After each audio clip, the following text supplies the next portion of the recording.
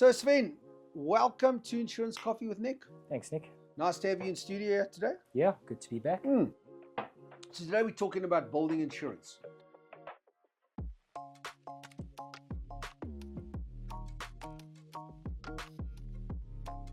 Today we're talking about everything to do with buildings, bricks and mortar, fire compliance. If you're a landlord, this video is for you. You need to be insured correctly on your warehouse, on your office, on your shopping mall, your strip mall, whatever you have is what we're talking about today. So Sven's been with us for over 10 years as a senior commercial broker and has insured countless buildings the correct way. The correct way, that's it. So what's the makeup of a buildings policy? Yeah. How do we cover a building correctly? So there's two sections we cover it on, the fire section and the buildings combined section. Okay. The fire section is for the sort of higher risk clients versus the buildings combined, which would be more for office dwellers. So IT companies, people like us, brokers. Okay. There's no heating, there's no manufacturing, there's no storage and large stacking.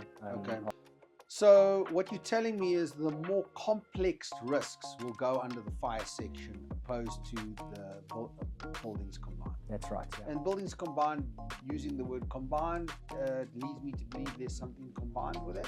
Yeah, there are some nice benefits on the buildings combined policy.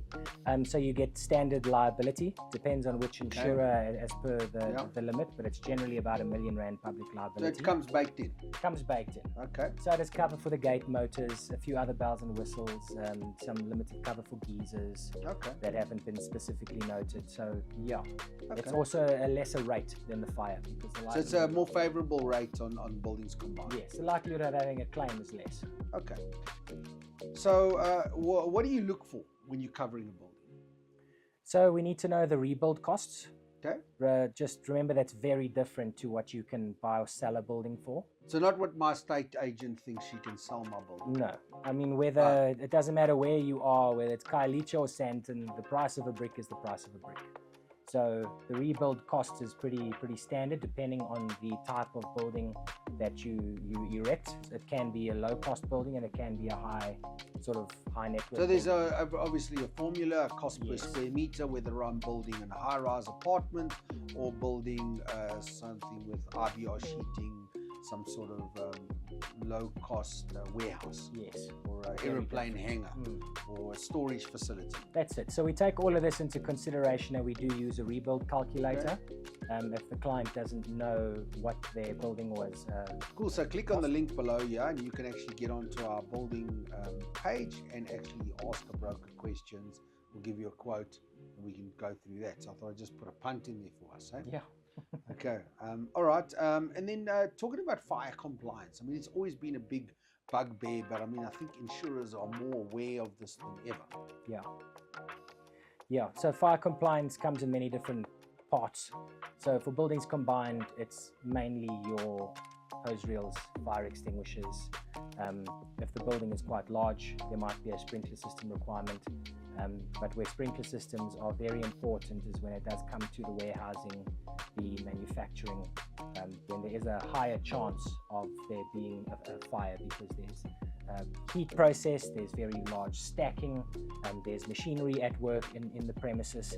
So that's when the insurers start insisting on having so what you're telling me is that my tenant matters. 100%. What they're storing, what they do, what they're manufacturing. 100%. Okay. If your tenant's a call center, low risk. If your tenant's a wood manufacturer, high risk. Right, okay, so my rates would change in accordance to the tenant that I have there. Definitely, and my fire compliance and what the onus that I would have as a landlord to be fire compliant because of the tenant that I have. Yes, and that is up to the SANS 10400 building code. That's not, the nasty insurer is telling you to get a sprinkler system. That's just law. Okay. So, yeah, can't get away from it. One of the things we're talking about off air was really around the lack of pressure with councils and municipalities that actually haven't got proper water supply like they used to in the old days. Yeah, that's a big problem. It's a pain point for us. It's one thing putting in a sprinkler system in your building. It's another thing having it work at the time of the claim. So the water pressure the fluctuation of the pressure is a big problem. Okay.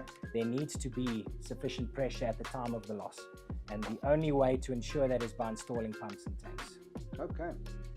All right. Well, thank you for enlightening us, Sven. It was great. Thank you. Another episode with Sven, and we look forward to seeing you next time.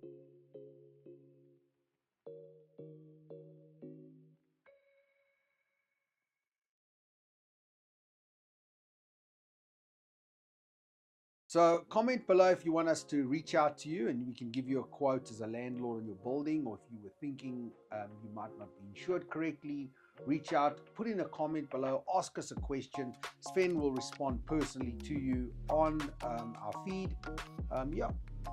Yeah, and just a thank you to anyone who's watching from whichever platform, whether it's YouTube, LinkedIn, Facebook, Instagram. We do appreciate it.